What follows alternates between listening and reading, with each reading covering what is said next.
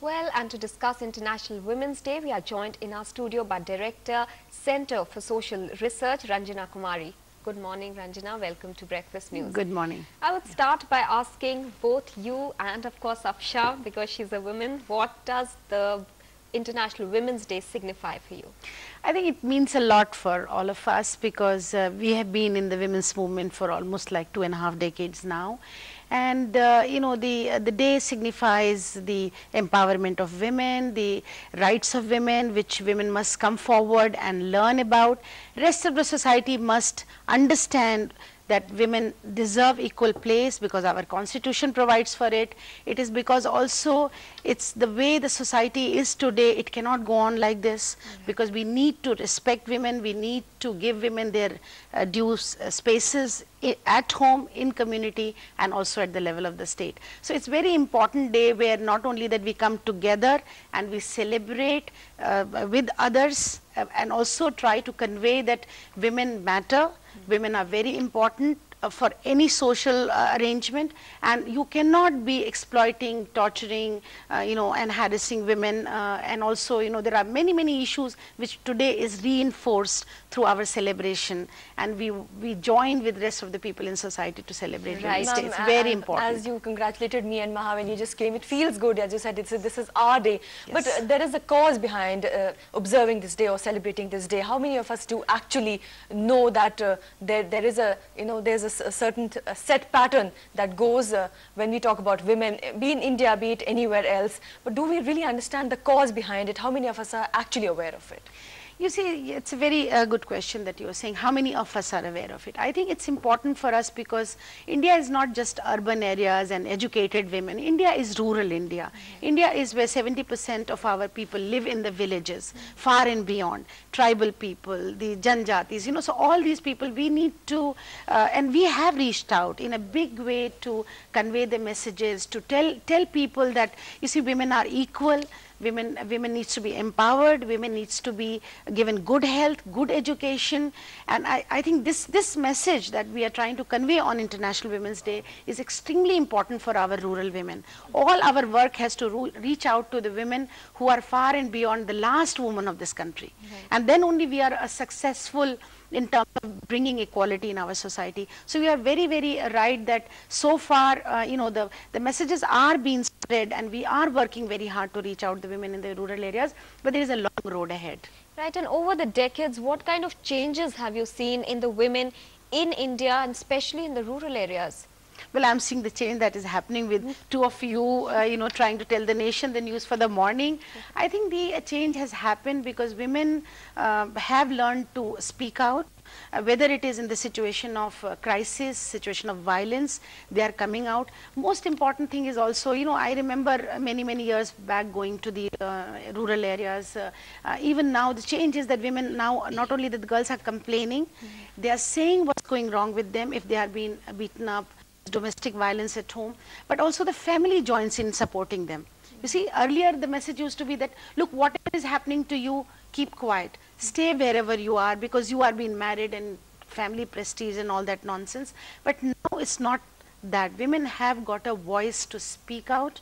Women are demanding their space, and society's response is also a little bit favoring in terms of, you know, accommodating women's voices and trying to understand, live the new relationship which is coming up now. And younger people are learning to, you know, change themselves. I hope men and boys understand that women are no more the way they used to look at them, subordinated, exploited. You know, they are equal and they should be treated as equal partners. And men and boys have to come forward and embrace this message. So that's the change I'm seeing. Since we're also talking about rural women, not just urban women, ma'am, this report will please you. A newspaper report that says Rajasthani tribal women take control because women in most parts of our country don't even have control over their own bodies. But this report says in Rajasthan, this group of tribal women have decided that they will demand contraceptive solutions from the local health centers without even telling their husbands if the need be. And this is a very positive report that has come in the newspaper. I think it's very, you rightly said, because, you know, in HIV, the way this whole menace is growing in our country, I think the women are taking control of their life is very important. Their self and their sexuality immunity is very important. Unless they do that, it's the women in monogamous marriages who are getting infected. Where is this infection coming from? Unless they start learning to use contraceptive and start telling their husbands how to, you know, protect, I think it's extremely important message. I think there are 3 challenges that I see which are going to should be faced. You know, 1.3 million women have got elected in the local bodies through Panchayati Raj. Time here is to give women leadership and representation at the level of state assemblies and national parliament. See, once women come into the public life and leadership positions, it's their time that they get the power to be able to do things for themselves. Right. So that's very important challenge before us, that, you know, the half-finished agenda of giving representation to women should be completed. Right, Ranjana, on the one hand we talk about empowering women, but the sad reality is that the girl child is still largely unwanted. Even in urban South Delhi we see that women, there is a high rate of female feticide. Now how does one tackle with this problem? It's a huge issue that needs to be addressed on International Women's Day. See, I was coming to that as a second challenge. The biggest challenge, there's a red alert in the country that I can see, because the way the girl children are getting killed, and especially by the educated and the affluent people.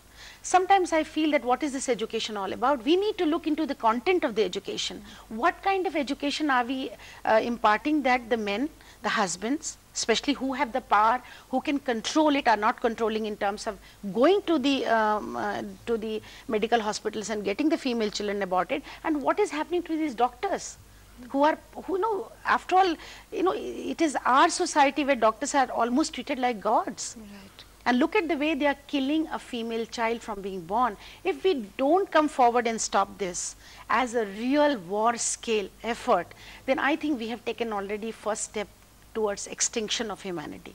Because it is extremely important that we should try to control this female feticide. This message has to go loud and clear, that if it has to be, if you kill the girl children, there will be nobody who will survive ultimately. Right, Ranjana Kumari, thanks very much for joining us this morning in Breakfast News. Thank you. Well, it's time for us to take another short break, but before we go into the break, Afsha, I would like to ask you, what are you going to do today? I think I'll just feel good about the fact that I'm a woman, and I would, if there is a rebirth, I would again want to be born as a woman. Oh, that's a lovely thought. Well, let's go into the break now.